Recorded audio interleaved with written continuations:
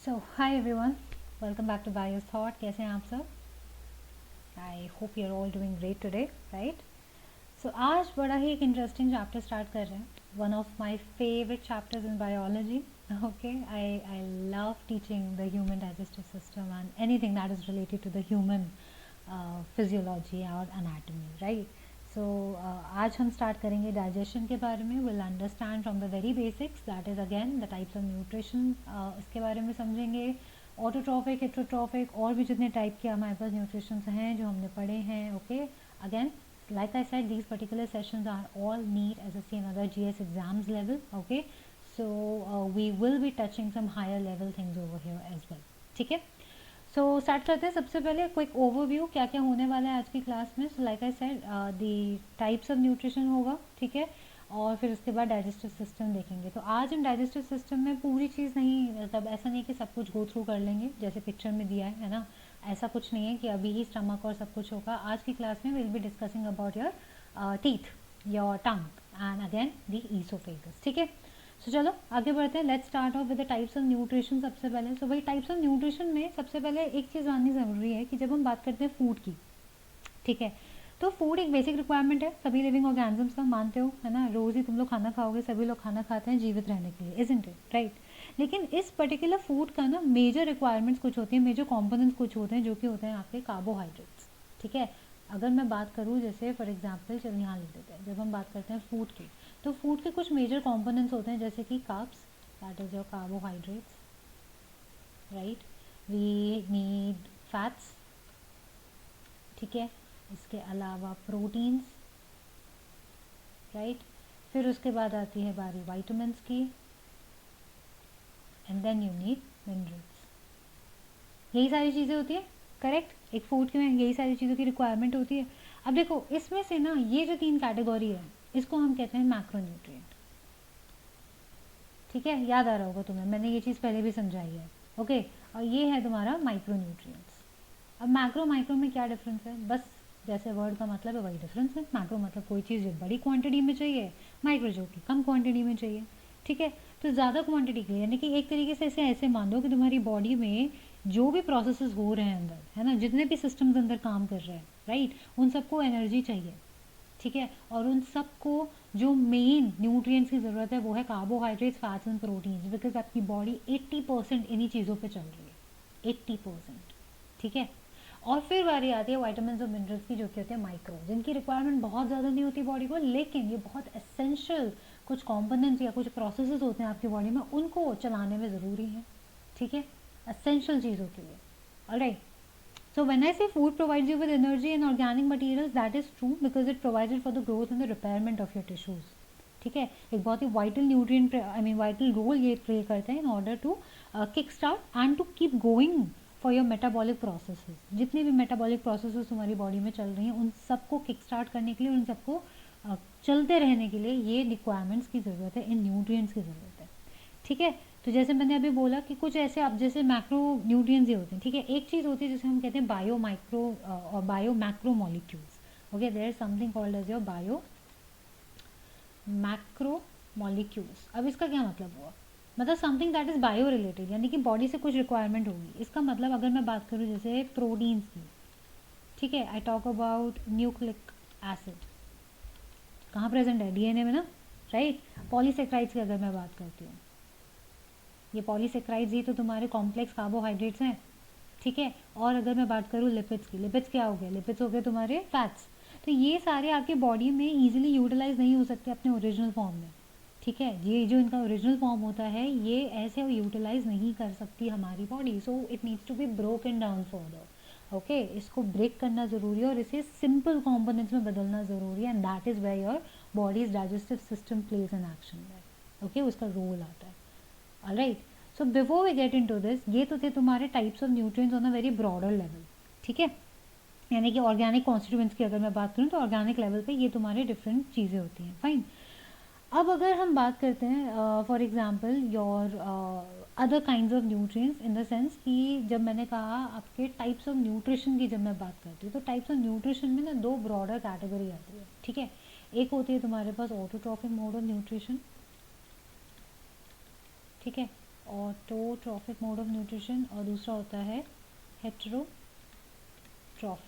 Mode of nutrition, right. Auto और hetero basic तुम लोगों को पता होगा इसका मतलब क्या है। ऑटोट्रॉफिक मोड ऑफ न्यूट्रिशन वो जहाँ पे वो ऑर्गेनिजम्स खुद ही केपेबल है अपना खाना बनाने के लिए, and then we have heterotrophic mode of nutrition, वो ऑर्गेनिज्म जो दूसरों पे डिपेंडेंट होते हैं अपना खाना खाने के लिए, ठीक है, बनाने के लिए नहीं, खाने के लिए, ठीक है।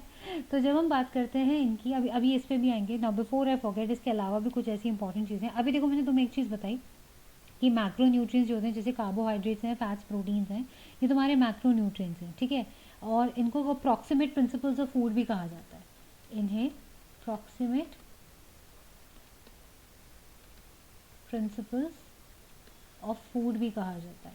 रीज़न यही है बिकॉज ये आपकी एनर्जी सोर्सेज हैं, ये इनकी सबसे ज़्यादा एनर्जी किसी बॉडी में अगर किसी चीज़ से मिलेगी तो कार्ब्स, फैट्स और प्रोटीन से मिलेगी, ठीक है। और इन्हीं की प्रोडक्शन से हीट बनती है, इनको जब तोड़ोगे तो हीट निकलती है और उसी की ज़रूरत होती है for managing difficult organic functions in your body. जब मैं बात करती हूँ मिनरल्स की, वाइटामिन की, और इसके साथ साथ चलो वाटर भी अगर मैं यहाँ ऐड कर दूँ, तो इन तीनों को साथ में क्या बोलते हैं, you call them as micro nutrients और you call them also as a protective, क्या बोलते हैं, protective principles of food, protective principles of food. ये इसका क्या मतलब होता है, इसका मतलब ये बॉडी की प्रोटेक्शन के लिए ज़रूरी है, ठीक है। ये प्रोवाइड नहीं करते एनर्जी, लेकिन अगर कोई भी डेफिशिएंसी बॉडी में हो जाएगी, अगर इनकी डेफिशिएंसी बॉडी में होगी तो वो डिजीज़ और एबनॉर्मलिटीज़ पैदा कर देगी, ठीक है। अगर इनकी डेफिशिएंसी हो गई तो पता है ना, वाइटामिन की डेफिशिएंसीज कितनी सारी होती हैं, पढ़ रखा है तुमने, विटामिन ए की डेफिशिएंसी से नाइट ब्लाइंडनेस हो सकता है ना, कितना कुछ होता है। तो वही सारी चीज़ें, फाइन। तो अबाउट 21 मिनरल्स ऐसे हैं, जैसे कि अगर मैं बात करूँ sodium, potassium, calcium, sulphur, magnesium, chlorine, phosphorus, फलाना, ये सारी चीज़ें, ठीक है। ये जो 21 तुम्हारे मिनरल्स हैं, इनको हम मैक्रो एलिमेंट्स कहते हैं, ठीक है। The 21 minerals that are there, these are called as your macro elements because they are very essential for your human nutrition. और ये लार्जर क्वांटिटी में चाहिए आपकी बॉडी को for about more than 100 mgs per day. यानी कि अगर हम बात करते हैं मैक्रो एलिमेंट्स की, और ये मैं बात कर रही हूँ मिनरल कैटेगरीज के अंदर, ठीक है, कंफ्यूज मत होना, मिनरल कैटेगरीज के अंदर मैं बात कर रही हूँ। सो मैक्रो एलिमेंट्स वो होते हैं जिसमें अबाउट 21 मिनरल्स आते हैं, okay, which are basically very essential and are required in large quantity by your body. तो एवरीडे इनका कितना सेवन होना चाहिए, कितना ज़रूरी है हमारी बॉडी में, it should be more than 100 mgs per day. इतना हमें खाना चाहिए macro elements every single day, ठीक है। इसके अलावा कुछ होते हैं जिन्हें हम कहते हैं ट्रेस एलिमेंट्स, या फिर इन्हें हम कहते हैं micro elements, okay, micro elements. तो ये जो माइक्रो एलिमेंट्स होते हैं ये हैं तुम्हारे 20 वाइटामिन ऐसे होते हैं, और इसके अलावा जो और बचे कुछ थोड़े बहुत छोटे तुम्हारे मिनरल्स एंड वाइटामिन हैं, for example iron, iodine, zinc, manganese, cobalt, molybdenum, copper, ये सारे बहुत कम क्वांटिटी में चाहिए होते हैं, ठीक है। So these are needed in trace quantities, okay. और इसके अलावा कुछ 20 वाइटामिन भी ऐसे होते हैं जो कि आपको कम मात्रा में चाहिए। So they are thought to be required in small amount for human nutrition every single day. So they should be less than 100 mgs per day. ऐसे मान, तो ये तुम्हारी मेन एक चार्ट बन जाता है when it comes to your nutrients की उसकी क्या क्या कैटेगरीज होती हैं, जैसे मैक्रो और माइक्रो होते हैं, माइक्रो और मैक्रो न्यूट्रिएंट्स, उनकी कितनी ज़रूरत होती है, और फिर इन्हीं वाइटामिन और मिनरल्स के अंदर भी कुछ मैक्रो एंड माइक्रो एलिमेंट्स होते हैं which are needed by the body. Clear. अब वापस आ जाते हैं टाइप्स ऑफ न्यूट्रिशन की तरफ, जहाँ पे मैंने बात करी थी about the autotrophic and the heterotrophic mode, ठीक है। तो देखो भाई, ऑटोट्रॉफिक मोड की जब मैं बात कर रही हूँ यहाँ पे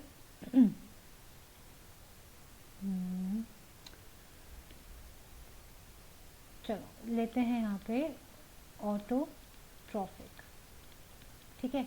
तो ये जो ऑटोट्रॉफिक का मतलब है organisms are making their own food, यही मतलब है। तो इसका मतलब यहाँ पे एग्जाम्पल क्या हो गया, प्लांट्स है ना, ब्लू ग्रीन एल्गी, ये भी हो जाएंगे, करेक्ट। क्यों, क्योंकि इसके पास भी तो क्लोरोफिल होता है ना, इजंट इट, है ना। तो ये सारे जो तुम्हारे हैं, these are all autotrophic plants, okay. Their job is to make their own food, they are autotrophic in nature, okay. तो अब ये जो तुम्हारे पास साइड में तुमको दिख रहा है ना, this is like the cross section of a leaf, okay. Leaf कुछ ऐसी दिखती है, मिडरिप होता है मेन, बीच में मेन वेन जिसे हम कहते हैं, राइट, और उससे जो छोटी सी वेनलेट्स निकलती हैं साइड में, राइट, और फिर जो बीच का जो ब्लेड होता है उसे लैमिना या फिर लीफ ब्लेड कहते हैं, यही होता है सारा, है ना, यहीं पे तुम्हारे फ्लोएम और जाइलम मौजूद होता है।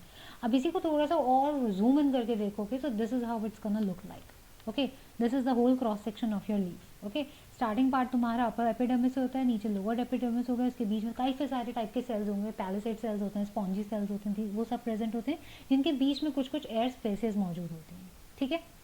और इन्हीं सेल्स की जिसकी मैं बात कर रही हूँ, फॉर एग्जांपल पैलिसेड की अगर मैं बात कर रही हूँ या फिर मैं स्पॉन्जी सेल्स की बात कर रही हूँ, यही सारे जो तुम्हारे सेल्स हैं इन्हीं के अंदर तुम्हारे क्लोरोफिल मौजूद होते हैं, यानी कि क्लोरोप्लास्ट मौजूद होता है।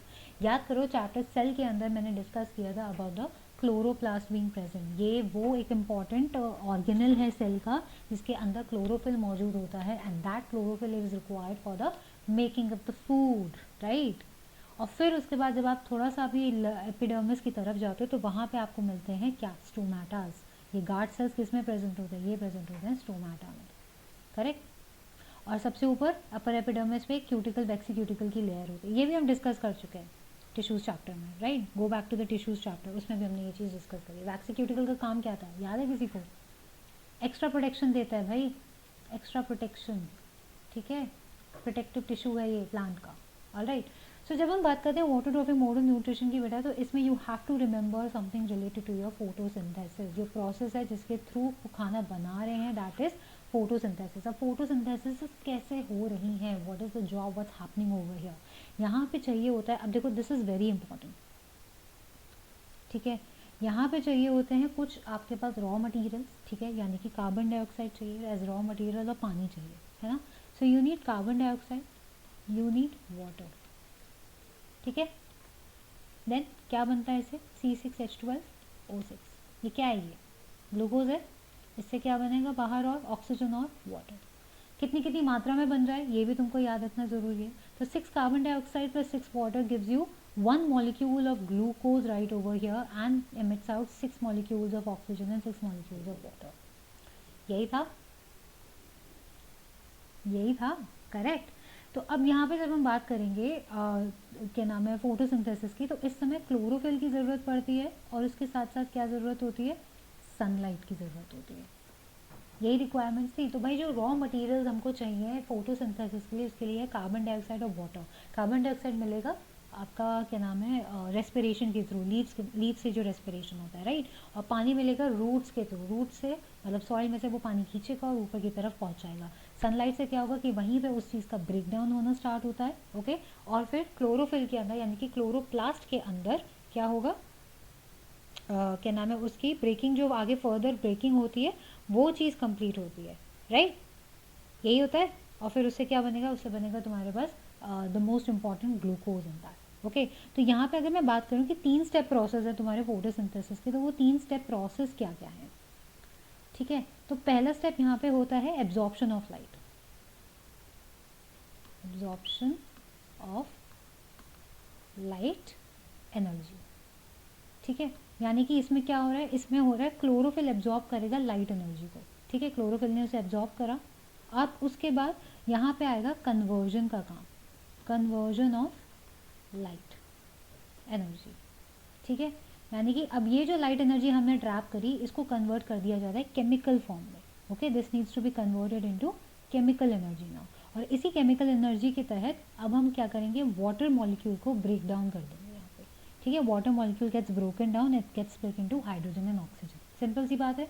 अब इसके बाद क्या होगा, थर्ड स्टेप और फाइनल स्टेप जहाँ पे होता है reduction of CO2, okay, reduction of carbon dioxide. Reduction of carbon dioxide होता है तो वही कार्बन डाइऑक्साइड जो है, ये जो CO2 तुम्हारा है ये रिड्यूस हो जाता है and it turns out into your carbohydrates, carbohydrates में वो बदल दिया जाता है, ठीक है। तो ये है तुम्हारे फोटोसिंथेसिस के process. I hope this part is clear to everyone, okay. अब ऑब्वियस सी बात है कि देखो और भी कई सारी चीज़ें हैं, ये तो थोड़ा सा एक ज़्यादा डीपर लेवल पे अभी हम नहीं गए, okay, because we are not talking about a bit more of your you know, थोड़ा सा बॉटनी साइड में नहीं जाएंगे, ऑलराइट। तो इसको डाइजेस्टिव सिस्टम पे ही रखना है, so will talk about that only, fine.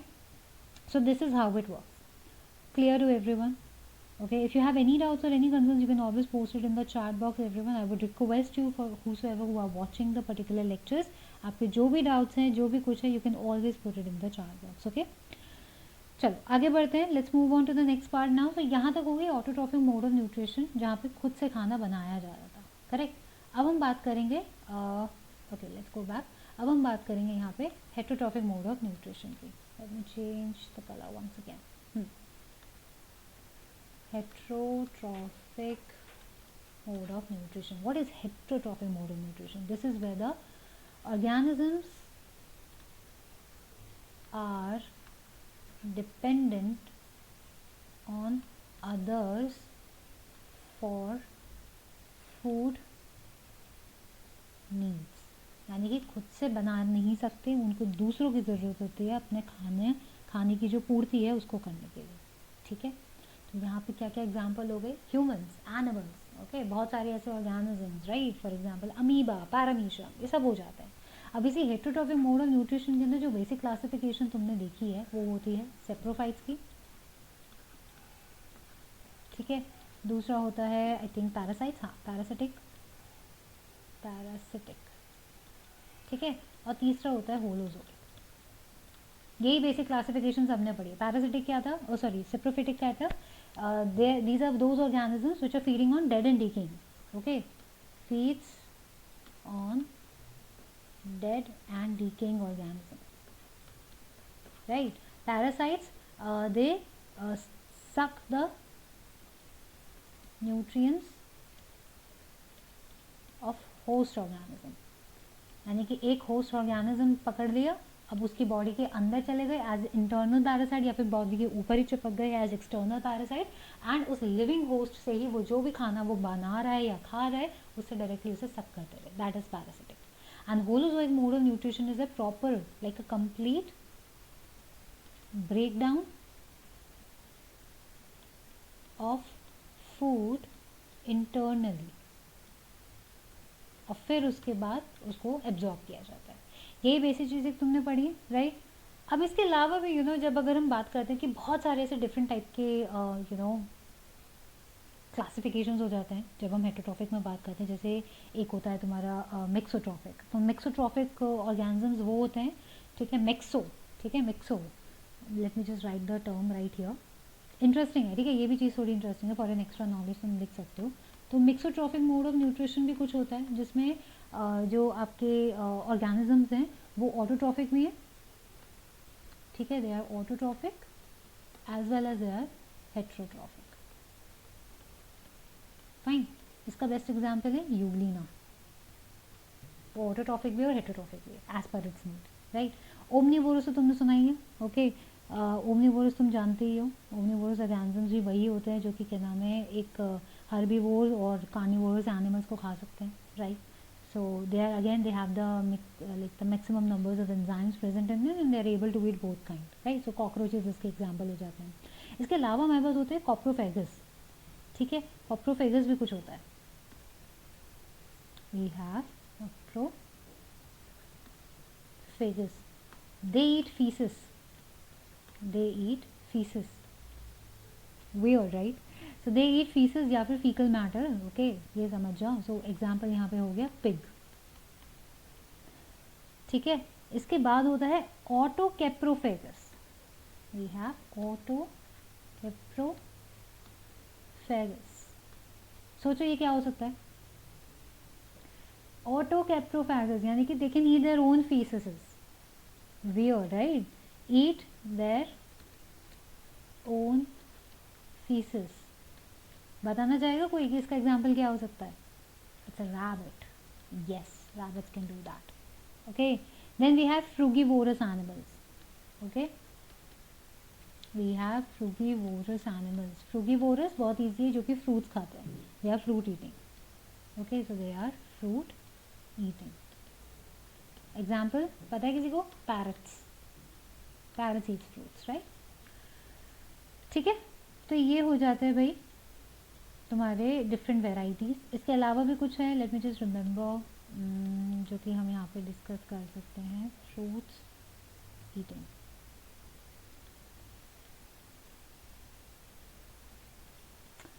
ठीक है. और बाकी कैनिबलिज्म होती है एक चीज़, कैनिबलिज्म आई थिंक तुमको पता ही होगा, मैं यहाँ पे मेंशन कर देती हूँ, we have cannibalism. So cannibalism is where the particular type of a organism eats its own species, eats own, then क्या हो रहा है, हाँ, eats its own species.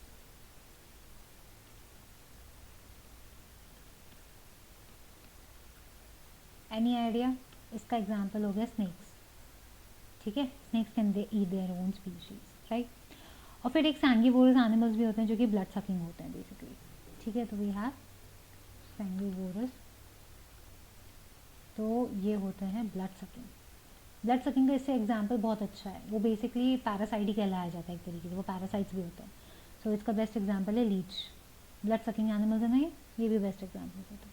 ठीक है, so these are the different kind of types of nutrition, and based on that हमने किस तरीके से यहाँ पे आपका कैटेगराइजेशन किया है. ओके, अब हम आगे बढ़ते हैं and will talk about how do organisms obtain there own food. यानी कि अब अगर मैं दूसरे ऑर्गेनिजम्स की बात करूँ तो वो अपना खाना कैसे ऑब्टेन करें, how are they doing that. Okay, तो यहाँ पे जो एक एग्जाम्पल तुमको दिख रहा है ना, this is amoeba, right. Amoeba सबको पता ही है, करेक्ट. अमीबा सब जानते हैं, ऐसा अनडिफाइंड सा एक बॉडी स्ट्रक्चर होता है अमीबा का. तो what do they do, what do they do, they basically have this senses कि जब उनको आसपास कुछ खाना दिखता है, दे यूज देयर सूडोपोडिया. ठीक है, अगर ये पूरी बॉडी है एक अमीबा की, right, let's say that this is the nucleus and ये पूरी बॉडी है और उसके आसपास यहाँ पे खाना है, तो वो क्या करेगा. तुमको याद है, मैंने ये चीज़ पढ़ाई है टिश्यूज़ वाले चैप्टर के अंदर. ठीक है, जब मैं एक्टिव ट्रांसपोर्ट पढ़ा रही थी, एंडोसाइटोसिस, याद आया. तो ये क्या करते हैं, दे यूज देयर सूडोपोडियाज, राइट. खाने के पास में दे यूज देयर सूडोपोडियाज. ये क्या है, these are nothing but finger like projections. Okay, finger like projections जिसे हम कहते हैं सूडोपोडिया. ये रहा सूडोपोडियाज. ठीक है, तो इस पिक्चर में ध्यान से देखो कि सबसे पहले जब आसपास अपना अमीबा आसपास एक खाना देखता है, ओके, वो अपने सूडोपोडिया निकालेगा, it will trap that particular thing और उसके आसपास एक फूड वैक्यूल क्रिएट कर देता है. ठीक है, अब वो फूड पार्टिकल का डाइजेशन शुरू होता है उसी वैक्यूल के अंदर. एक बार वो डाइजेस्ट हो गया, जो भी चीज़ें, जो भी कंटेंट बाहर निकलता है उसको एब्जॉर्ब कर लेती है अमीबा, और एब्जॉर्ब करने के बाद उसे एसिमिलेट कर देती है, और फिर जो भी कुछ अनडाइजेस्टेड मटेरियल होता है उसे बाहर इजेस्ट आउट कर देती है. यही जो पूरा प्रोसेस तुम यहाँ देख रहे हो, this is what is basically the you can say holozoic mode of nutrition. ठीक है, तो यहाँ अगर मैं अमीबा की बात भी करूँ, ओके, अमीबा की अगर हम बात करें तो वो फॉलो अप करता है होलोजोइक मोड ऑफ न्यूट्रिशन, जहाँ पे 5 स्टेप एक प्रोसेस है ये. ठीक है, and the digestion happens internally. यहाँ पे इंटरनल ब्रेक डाउन हो रहा है खाने का. Okay, so the steps includes are your ingestion. ठीक है, देन वी हैव डाइजेशन, उसके बाद होता है absorption, assimilation, and the 5th step is your egestion. ठीक है, यही चीज़ हमारी बॉडी में भी होती है. हमारी बॉडी में भी इंटरनल डाइजेशन होता है ना. ऐसा तो नहीं है ना कि बाहर की तरफ खाना डाइजेस्ट हो रहा है फिर तुम उसे अंदर की तरफ ले रहे हो, ऐसा नहीं होता, राइट. ये काम क्या नाम है, सेप्रोफाइट्स करते हैं बेसिकली, ये हम नहीं कर सकते. तो होलोजोइक मोड ऑफ, अच्छा सेप्रोफाइट से याद आया है, सेप्रोफाइट्स पता है क्या करता है, what they do is that they basically जो डेड एंड टेकिंग मटेरियल होता है वो अपना जो उनका जो डाइजेस्टिव जूस होता है ना बॉडी के अंदर, वो उस डेड एंड टेकिंग मटेरियल के ऊपर छोड़ देते हैं. ठीक है, उसके अंदर के जो एंजाइम होते हैं उस पर्टिकुलर मटेरियल को तोड़ना स्टार्ट करते हैं, फिर उसको जैसे पूरी तरीके से ब्रेक डाउन कर देते हैं, उसके बाद उसको डायरेक्टली सक कर लेता है सेप्रोफाइट. ये होता है एक्सटर्नल डाइजेशन. ठीक है, इंटरनल डाइजेशन में 5 स्टेप होते हैं. पहले तुम कुछ चीज़ मुंह में रखोगे, खाओगे, उसको इंजेशन कहते हैं, तुमने इंजेस्ट करा, अंदर रखा, उसके बाद उसका ब्रेक डाउन होना स्टार्ट हुआ, जैसे हम कहते हैं डाइजेशन. उसको छोटे छोटे पार्ट्स में तोड़ा गया, मैकेनिकली और केमिकली दोनों तरह से. उसके बाद उसका एब्जॉर्प्शन किया जाता है, जब वो बिल्कुल सिंपल कंपाउंड्स में चेंज हो जाते हैं nutrients, that is absorption. Assimilation process और एब्जॉर्प्शन में यूजुअली कंफ्यूजन होता है. एसिमिलेशन कुछ नहीं होता, एसिमिलेशन इज कि जब उसी एब्जॉर्ब्ड फूड को, उसी एब्जॉर्ब्ड न्यूट्रिएंट को, that absorbed nutrient is transported to cells.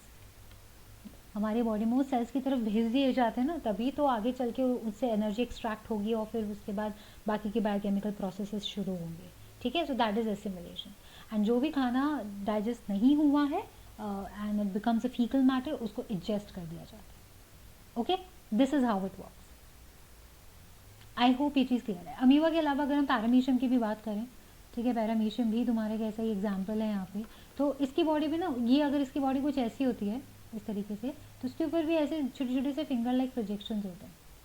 तुमने इसका डायग्राम देखा होगा, ठीक है, इसका भी डायग्राम कुछ ऐसा ही होता है, फिंगर लाइक प्रोजेक्शंस होते हैं। इसको क्या बोलते हैं, पैरामीशियम की बॉडी पे जो होते हैं, these are called as cilia. Okay, cilia. So cilia also helps them to actually move and to also help in taking the food inside the body.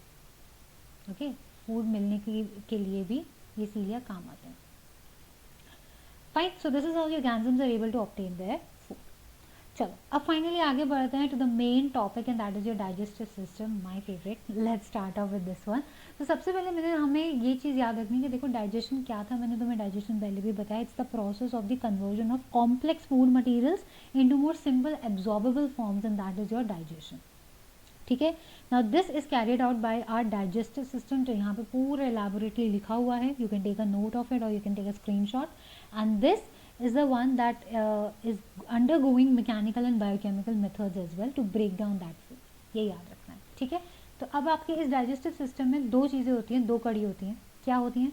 एक होती है पहली आपके पास एलिमेंट्री कैनाल,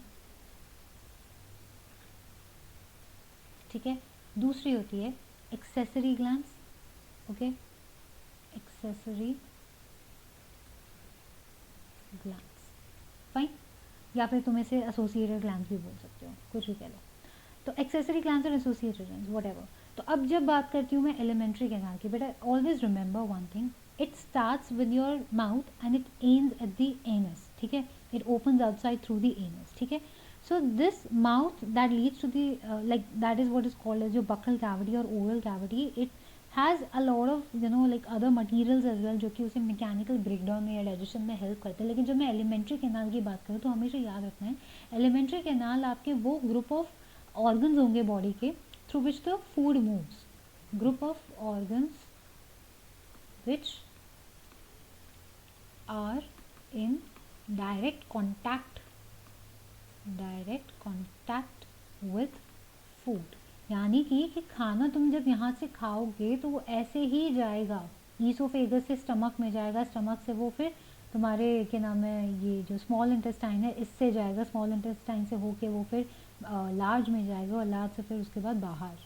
तो जो जो ऑर्गन्स तुम्हारी बॉडी के टच कर रहे हैं उस खाने को, दैट इन डायरेक्ट कॉन्टैक्ट, वो होते हैं एलिमेंट्री कैनाल का part. It's that big long canal through which the food moves. Okay, accessory glands on the other hand वो ग्रुप ऑफ ग्लैंड्स हैं. Remember, these are group of glands, यही difference हो जाता है. These are group of glands that are indirectly involved with digestion.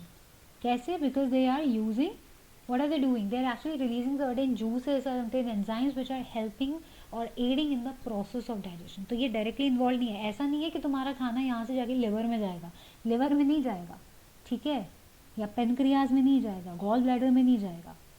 Fine, I hope these two things are pretty much clear to everyone. Okay, अब जब हम बात करते हैं कि दोबारा थोड़ा सा पिक्चर की तरफ देखो, यू लुक एट इट. जब हम कहते हैं ओरल कैविटी, ये देखो ओरल कैविटी, तो ओरल कैविटी के अंदर बहुत कुछ आएगा. ओरल कैविटी के अंदर तुम्हारे ग्लैंड्स भी आएंगे, ओरल कैविटी के अंदर तुम्हारा टीथ आएगा, टंग आएगा, ये सारी चीज़ें आएंगी, right. All of these things would be present there, correct. So this oral cavity, now this is the beginning of everything. Remember this thing, ये तुम्हारा बिगनिंग है for your alimentary canal. Fine, okay, just a second please. हाँ, ठीक है. अब जब हम बात करते हैं इसी आपके ओरल कैविटी की, तब इसके अंदर तुमको मिलेंगे कुछ ग्लैंड्स, ठीक है, जैसे हम कहते हैं salivary gland. Okay, we call them as salivary gland. तो सलाइवरी ग्लैंड के ना 3 टाइप के पार्ट्स होते हैं, मतलब एक पूरा ग्रुप होता है सलाइवरी ग्लैंड्स का जिसके अंदर 3 पार्ट्स होते हैं. तो व्हेन आई से सलाइवरी ग्लैंड्स, तो सलाइवरी ग्लैंड्स में 3 पार्ट्स होते हैं. एंड बेसिकली सलाइवरी ग्लैंड का काम क्या होता है, is to break down the starch in your food. Okay, break down the starch into simple sugar. And this salivary gland releases what? It releases salivary amylase. बहुत important है ये. This is like the most important thing that you can remember. ठीक है, salivary amylase, ठीक है, या फिर इसका जो दूसरा नाम होता है, इसका दूसरा नाम है टाइलिन, ठीक है, और we also call it as ptyalin. Oh just a second.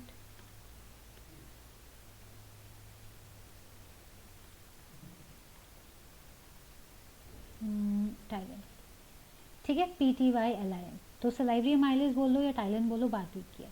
तो ये सब रिलीज आउट कहाँ से हो रहा है? सलाइवरी ग्लैंड्स हैं तो हमारे माउथ में, पर क्या है, कौन कौन से, कुछ नाम तो होगा ना. तो देखो, एक होता है जो टंग के नीचे होता है, जिसे हम सबलिंगुअल ग्लैंड कहते हैं, सबलिंगुअल ग्लैंड कहते हैं, ये वाला जो टंग के नीचे है, ठीक है. ये वाला है जो तुम्हारा इधर की तरफ, just on the side of your jaw, ठीक है, जॉ के आसपास तुम्हें मिलेगा. तो ये सब मैंडिबुलर ग्लैंड है, ठीक है, सब मैंडिबुलर ग्लैंड है. और एक जो है यहाँ तुम्हारे गालों की तरफ तुम्हें मिलेगा, कानों के आगे और गालों की तरफ, जिसे हम कहते हैं पैरोटिड ग्लैंड, ठीक है, पैरोटिड ग्लैंड. तो ये 3 ग्लैंड्स हैं. So we have the sublingual gland, we have the submandibular gland and we have the parotid gland, which are nothing but your and salivary glands only, ठीक है. Their job is to release the saliva, और जिसके अंदर मौजूद होता है salivary amylase, या फिर हम इसे टाइलिन भी कहते हैं, and that helps in the digestion of starch into simple sugar. Clear. अब हम बात करेंगे टीथ की, वेरी इंपॉर्टेंट पार्ट. चलो भाई, so teeth is again very much important when it comes to, let's change the colour. So when it comes to this, ठीक है, अब टीथ के ना मेजोरिटी ऑफ योर एनिमल्स या मैमल्स की मैं बात करूँ, यानी कि ह्यूमन बींग्स की, तो हमारे पास 2 सेट्स ऑफ टीथ होते हैं हमारे पूरी लाइफ में, है ना. 2 सेट्स ऑफ टीथ होते हैं. एक होगा टेम्परेरी, जिसे दूध के दांत कहते हैं, रिमेंबर बचपन में तुम्हारे थे, राइट. टेम्परेरी हो गया, एंड एक हो जाता है तुम्हारा परमानेंट, करेक्ट. सो ये जो टेम्परेरी होते हैं, इनको मिल्क टीथ भी कहते हैं, और इन्हें हम डेसिडुअस टीथ भी कहते हैं. We call this as deciduous, ठीक है. मिल्क टीथ, डेसिडुअस टीथ, ये रिप्लेस हो जाते हैं विद परमानेंट टीथ, ठीक है, जिन्हें हम एडल्ट टीथ कहते हैं. फाइन. तो इस टाइप की जो डेंटेशन होता है ना, यानी कि 2 सेट्स ऑफ टीथ, एक ऑर्गेनिज्म के अंदर जब 2 सेट्स ऑफ टीथ उसकी पूरी लाइफ टाइम भी उसे मिलते हैं, तो उसको डेंटेशन कहा जाता है. तो इस टाइप के डेंटेशन को कहा जाता है डायफायोडोंट, ठीक है, diphyodont. This is the dentation in human. Fine. Di यानी कि 2 बारी पूरे सेट ऑफ टीथ्स आते हैं, ओके. और हर एक टीथ जो तुम्हारा है, यानी कि हर एक टूथ एक्चुअली जो तुम्हारा है, वो एम्बेड होता है एक सॉकेट के अंदर, जो कि जॉ बोन में है ना. जॉ बोन में सॉकेट्स लगे हुए हैं ना, उसी के अंदर तो एम्बेडेड है वो. तो इसी टाइप के अटैचमेंट को क्या बोलते हैं? इसको बोलते हैं थीकोडोंट, ठीक है. इसे हम कहते हैं थीकोडोंट. इसको लेते हैं. So tooth attached in the jaw.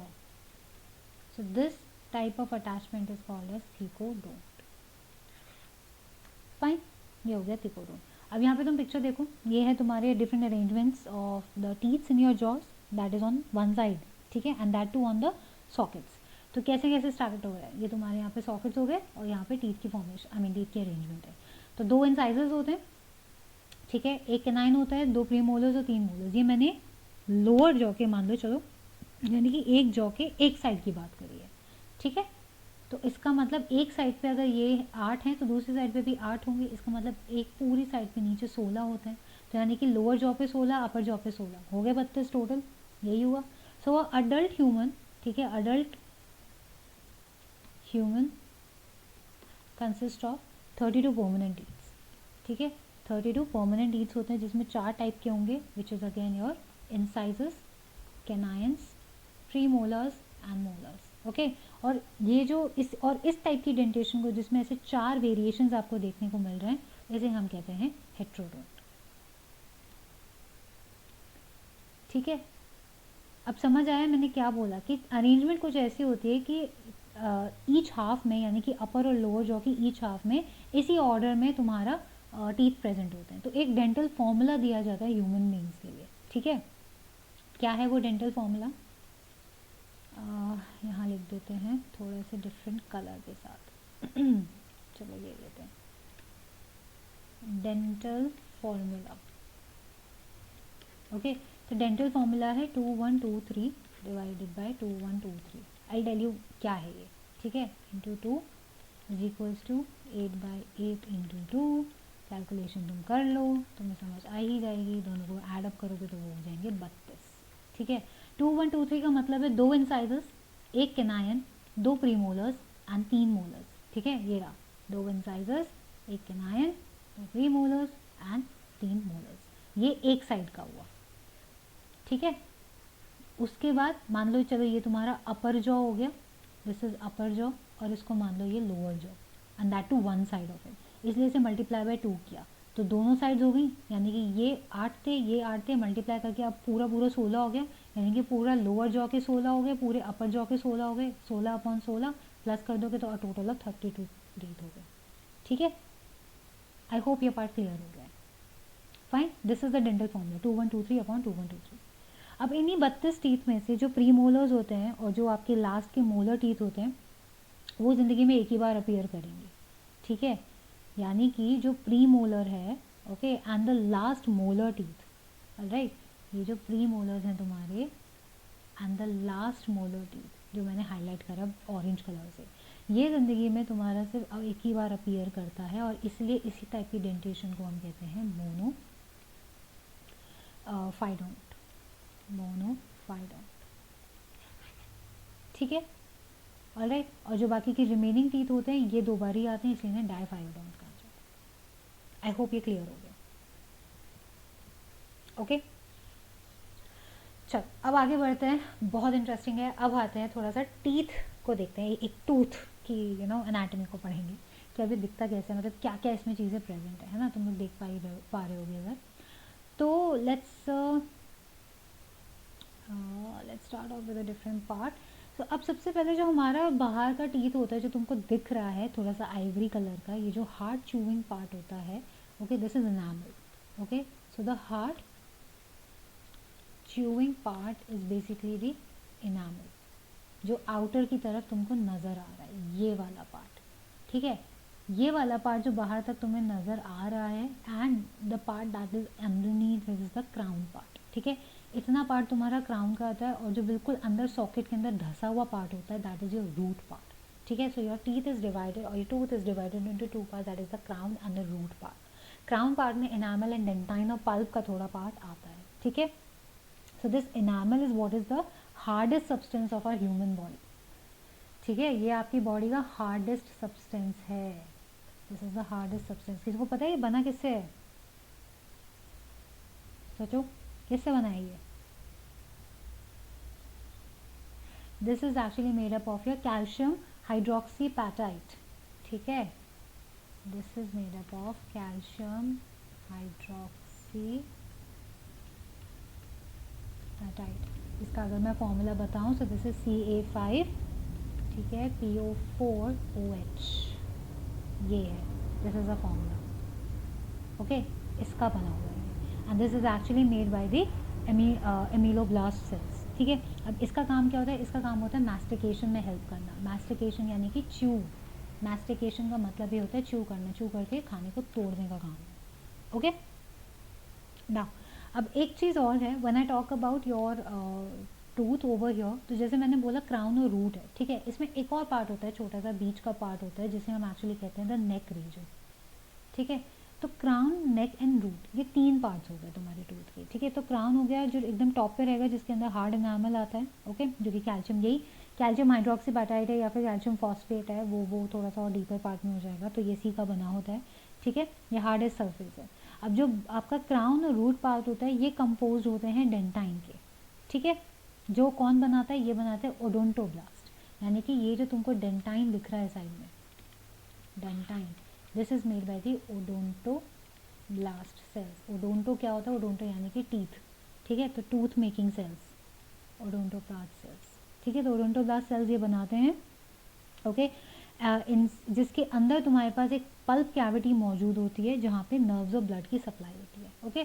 सो ये रहा बाहर का इनामल, इसके अंदर हुआ तुम्हारा डेंटाइन, ठीक है, और फिर इसके अंदर हुआ हमारा एक पल्पी रीजन जिसके अंदर मौजूद होता है तुम्हारे ब्लड वेसल्स, जो तुम देख पा रहे हो, जैसे ये ब्लड वेसल्स हो गए, लेटरल कैनल्स, सॉरी ये नर्व्स हो गए, ये सारी चीज़ें होती हैं, ठीक है। तो ये रूट तक में मौजूद होता है, फाइन, क्लियर सबको, ठीक है। तो तो अगर हम बात करते हैं बाकी चीज़ों की, कि ये रहा तुम्हारा गम, जिसे जिंजीवा भी कहा जाता है दूसरी लैंग्वेज में, ठीक है। और इनामल के भी बाहर ना, इनामल की बात नहीं कर रही हूँ मैं, एक्चुअली तुम्हारी जो डेंटाइन के भी बाहर का एक कवरिंग होती है, क्योंकि डेंटाइन के अंदर से थोड़ा सा सॉफ्ट होता है, तो उसको भी कवर करना ज़रूरी है। तो इनामल इतना नीचे तक नहीं जाता, तुम देख पा रहे हो इनामल यहाँ तक ही आके ख़त्म हो गया। यहाँ से भी कुछ एक चीज़ है जो कवर कर रही है डेंटाइन को, और इसी को ही हम कहते हैं सीमेंटम, ठीक है, इसे हम कहते हैं सीमेंटम। Fine, okay. और इसी सीमेंटम के बाहर लगा होता है एक पेरिडोंटल लिगामेंट, ठीक है। तो सीमेंटम के बाहर होता है लिगामेंट और गम। सो लिगामेंट जो है आपके आपके सीमेंटम और आपके गम के बीच का एक जॉइनिंग मटेरियल है, जिसे हम कहते हैं पेरिडोंटल लिगामेंट, जहाँ से कुछ लेटरल कैनाल्स निकली हुई हैं जो अंदर सीमेंटम के डेंटाइन के पल्प के अंदर जाके आपके ब्लड वेसल्स और नर्व्स के साथ जुड़ी हुई होती है, ठीक है। This is your whole teeth. तो अगर हम बात करते हैं ह्यूमन टीथ, तो human teeth are basically thecodont, ये अच्छे से याद कर लो, ठीक है। They are thecodont, they are heterodont, okay, they are diphyodont, diphyodont, sorry, diphyodont, and they are monodont as well, okay. So this comprises of your human teeth. अब ये तुम्हें कहीं भी देखने को मिल जाए तो तुम्हें इस चीज़ को, आंसर को मार्क कर देना है, ठीक है। तो ये है तुम्हारा like a typical human teeth, and you know how does it like work, and basically क्या क्या यहाँ पे आप कह सकते हो कि डिफरेंट वो मौजूद होते हैं, क्या नाम है, the different varieties of your teeth, ठीक है। अब अगर मैं क्लासिफिकेशन की बात करूँ कि मैम ये थीकोडोंट वगैरह ये सब क्या है, देखो बहुत सारी क्लासिफिकेशन। प्यूनोडोंट होता है कि प्यूनोडोंट का मतलब है स्मॉल ब्लंट राउंड शेप के कस्प होते हैं, ठीक है। अगर तुम यहाँ पे पीछे की तरफ देखोगे तो ये तुमको देख रहे हैं ना, फ्लैट सी सरफेस मिल रही है, छोटा सा कस्प दिख रहा है। कस्प यानी कि अगर आप एक पर्टिकुलर टीथ को देखो तो उसमें ना ऐसा एक डिप्रेशन सा होता है ना। तुम अपने टीथ पे अगर अभी हाथ लगा के देखो, पता चलेगा एक हल्का सा डिप्रेशन होता है, उसी को कस्प कहते हैं। तो जब स्मॉल ब्लंट कस्प होते हैं ना ऐसे राउंडेड से, तो उसे ब्यूनोडोंट कहा जाता है, ओके, उसे हम कहते हैं ब्यूनोडोंट। फाइन, ठीक है, आगे बढ़ते हैं। And now coming to the last topic which is again your क्या बोलते हैं हम, ईसोफेगस, ठीक है। This is your oesophagus. This oesophagus right over here is basically, अच्छा before we go to the oesophagus, मुझे अभी जल्दी से टंग के बारे में भी बताना है ना, देखो तो यहीं पे एक्सप्लेन कर देते हैं टंग के बारे में।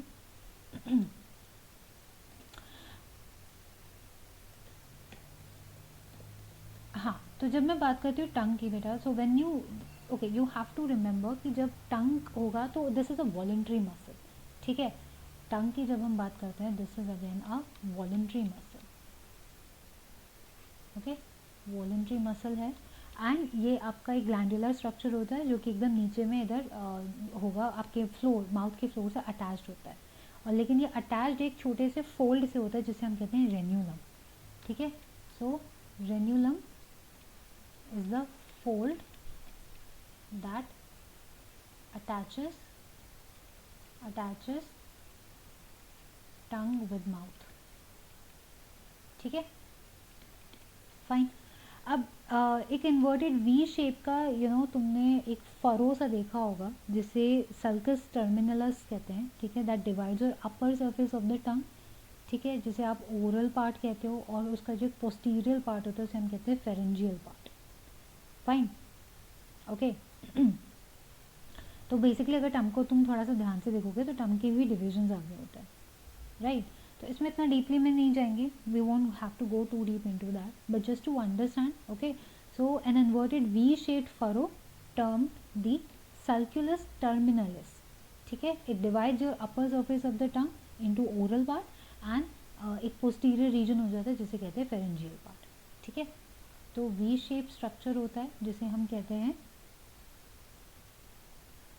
सल्कस टर्मिनलिस, जो आपके टंग को दो पार्ट में डिवाइड कर देता है, ठीक है। एक होता है तुम्हारा अपर ओरल पार्ट और एक होता है तुम्हारा जो पोस्टीरियर पार्ट होता है, दैट इज फेरेंजियल पार्ट, ठीक है। फाइन, अब हम बात करेंगे कुछ पैपिलेस की। तो पैपिले एक चीज़ होती है, जब आप टंग को देखो तो टंग पे ऐसे कुछ एक ऐसे प्रोजेक्शंस नहीं दिखते टंग के ऊपर, टंग की लेयर के ऊपर, इसको क्या कहते हैं, इसको कहते हैं पैपिले, ठीक है, पैपिले मतलब यानी कि तुम्हारे जो क्या नाम है टेस्ट बर्ड्स होते हैं, इट इज़ दैट। ठीक है, तो पैपिलेस की भी भाई वैरायटी होती है। फाइन, 4 वैरायटीज़ है हमारे पास। एक होता है फिलीफॉर्म, ठीक है, दूसरा होता है आपका फोलिएट, तीसरा होता है हमारे पास क्या नाम है फंगीफॉर्म, और चौथा होता है हमारे पास सर्कम वेलेट। ठीक है, तो जो फिलीफॉर्म पैपिलेज होते हैं ये स्मॉलेस्ट होते हैं और ये सबसे ज़्यादा प्रेजेंट होते हैं। ठीक है, these are the smallest. Okay, ये सबसे स्मॉलेस्ट हैं, यही अबंडेंट हैं, लेकिन इनमें टेस्ट बर्ड्स नहीं होते, नो टेस्ट बर्ड्स। ठीक है, अब अगर अच्छा कलर चेंज कर लेते हैं। अब अगर मैं फोलिएट की बात करूं तो फोलिएट होते हैं जो मैन में एब्सेंट होते हैं, these are absent in man. ठीक है, ये तो बस एक बाइफिकेशन था जो हमने डिस्कस कर लिया, क्योंकि हम ऑर्गेनिज्म के एज अ होल देख रहे हैं तो फिर सारी चीज़ें समझो। ठीक है, फिर आते हैं फंगी फॉर्म एपिले। तो फंगी फॉर्म होते हैं छोटे छोटे से रेड डॉट्स जो टंग पे अपीयर होते हैं, और ये टेस्ट बर्ड्स, इनके पास टेस्ट बर्ड्स होते हैं। तो these are the red dots and they have the taste buds. Fine, and circumvallate की जब हम बात करेंगे तो सर्कमवेलेट होते हैं, ये लार्जेस्ट साइज के होते हैं, नॉब लाइक।